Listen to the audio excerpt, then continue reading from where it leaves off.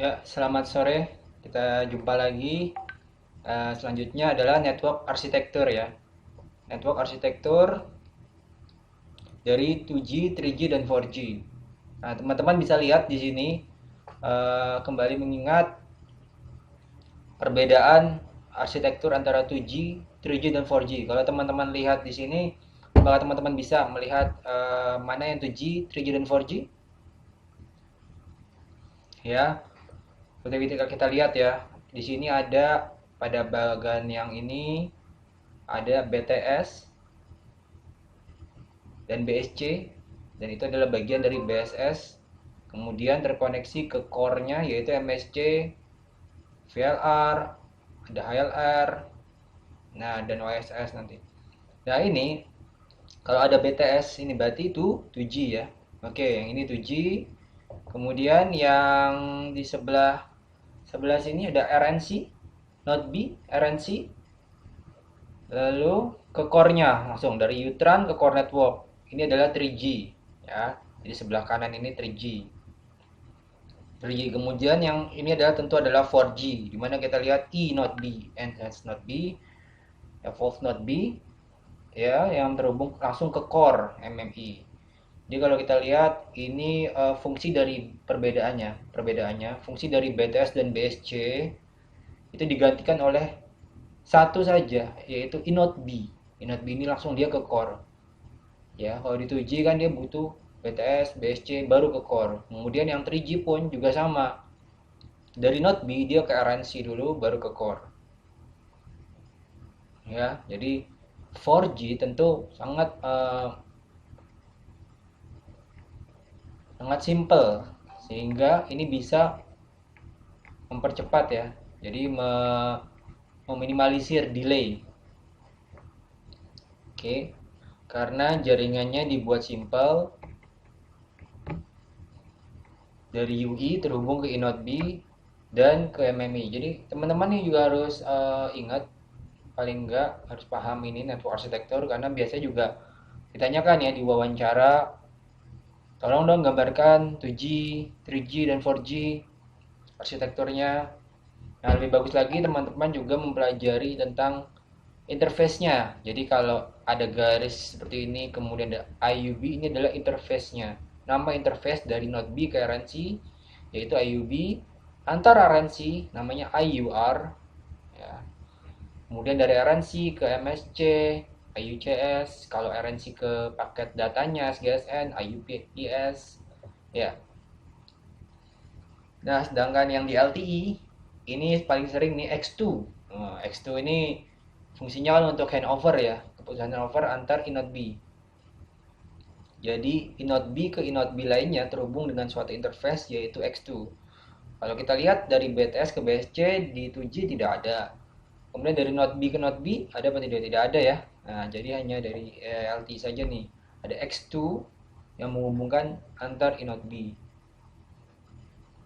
Sedangkan dari inode B dia ke MMI terbagi ke MMI S1 MMI dan ke serving gateway-nya SGW S1U. Ya, ini paket datanya.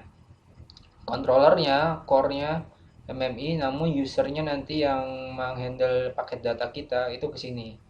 Inode B ke serving SGW, PDN gateway, dan ada billing charge ya. Charging rule functionnya PCRF dan baru terhubung ke PDN, paket data network. Oke, ini adalah jaringan arsitektur ya, 2G, 3G, dan 4G. Nah, ini bagaimana kita melihat interkoneksi antar jaringan 2G, 3G, dan LTE. Oke, jaringan LTE sendiri dapat berintegrasi dengan teknologi lainnya, baik yang berasal dari 3GPP seperti GSM, GPRS, Edge, UMTS, HSDPA, ya, HCPA, LTE. Kemudian juga bisa yang berasal dari non 3GPP seperti teknologi dari 3GPP2 yaitu CDMA E95A dan B, CDMA 2001X, CDMA video, dan dari IEEE misalnya WiMAX. Nah, WiMAX ini juga 4G ya, cuman nggak familiar. 4G-nya lebih ke yang sekarang ini dipakai LTE. Oke, jadi semua dapat terhubung ya, saling terhubung ya. Antara LTE terhubung ke 3G-nya itu biasanya di core ya. Jadi core inilah yang menghubungkan dari serving gateway dia ke SGSN, lalu ke RNC dan BSC sebagai penghubung serving gateway dan PGW. Nah ini di sini interface-nya juga lebih jelas ya. Ini juga suka keluar ya kalau teman-teman ikut sertifikasi ujian keahlian, ini pasti ditanya nih. Interface, nama-nama interface seperti S1 ini, kemudian S6A, ada nggak S6A di sini? S6A ya, dari ASS ke MMI. Oke. Dan lain-lain ya. Next. Oke, kita balik ke konsep frekuensi dulu. Jadi frekuensi itu apa sih? Frekuensi kan adalah jumlah getaran yang terjadi dalam waktu 1 detik atau banyaknya gelombang atau getaran listrik yang dihasilkan tiap detik. Nah, kalau ngomongin frekuensi itu ada frekuensi tinggi, ada frekuensi rendah. Ya kan? Frekuensi tinggi kita bisa lihat gelombangnya itu lebih rapat. Nah, kita mengulang lagi ya. Ini pelajaran di kuliah mungkin. Frekuensi tinggi ya. Kemudian frekuensi rendah, jarak kerenggangannya lebih renggang ya. Karena itu yang frekuensi rendah dapat dihantarkan lebih jauh, jauh lebih baik dibandingkan dengan frekuensi tinggi yang hanya karena kerapatannya sangat sangat kecil, jadi dia cocoknya untuk yang jarak-jarak dekat, untuk mengcover jarak dekat. Oke. Kita lihat sini atasnya adalah amplitudo, satu gelombang itu adalah satu gelombang nih seperti ini sampai satu ya. Oke, sedangkan periode frekuensi sama dengan 1/T besar, periode atau T besar ya. Lamanya waktu yang diperlukan untuk melakukan satu getaran sempurna suatu gelombang listriknya ya, satu getaran ini seret dari sini sampai sini itu lamanya berapa, itulah periodenya. Oke, atau dari sini, dari titik ini ke titik ini ya. Periode dilambangkan dengan huruf T besar. Jadi hubungan antara frekuensi dan periode adalah berbanding terbalik. Jadi kalau frekuensinya tinggi, berarti periodenya rendah, kecil ya kan. Kalau frekuensinya rendah, berarti periodenya besar, karena dia lebih mengantarkannya lebih panjang.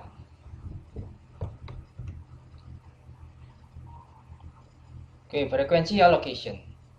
Alokasi frekuensi yang ada di Indonesia ya, tiap-tiap operator ini dibagi-bagi.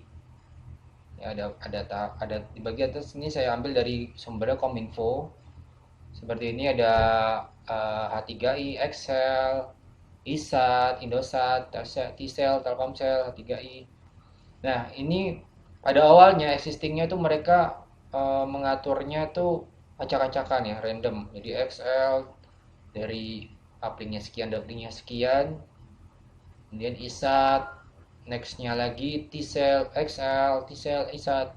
Jadi acak-acakan. Nah, kemudian Kominfo melakukan penataan, ditatalah frekuensi supaya lebih rapi, jadi enggak terpisah gitu antara satu operator yang dipunya operator itu terpisah jauh, sehingga jadinya seperti ini. Excel dibuat berdekatan, oke, tentu tidak mengurangi bandwidthnya ya. Dan H3i, baru ISAT, baru T-Cell. Oke, ini yang paling tinggi berarti frekuensinya T-Cell ya. Tapi nggak beda jauh kan, 1700-an, 1800-an sama. Oke ya, ini adalah contoh perhitungan RFCN. RFCN itu apa sih? RFCN itu Absolute Radio Frequency Channel Number.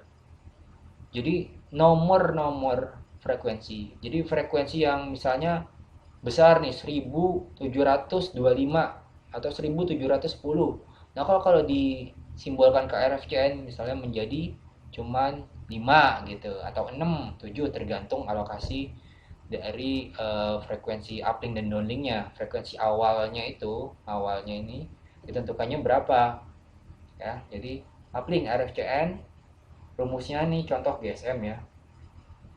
RFCN frekuensi batas bawah ditambah frekuensi megahertz dikurangi frekuensi batas bawah dibagi lebar pita per kanal atau 0,2 megahertz.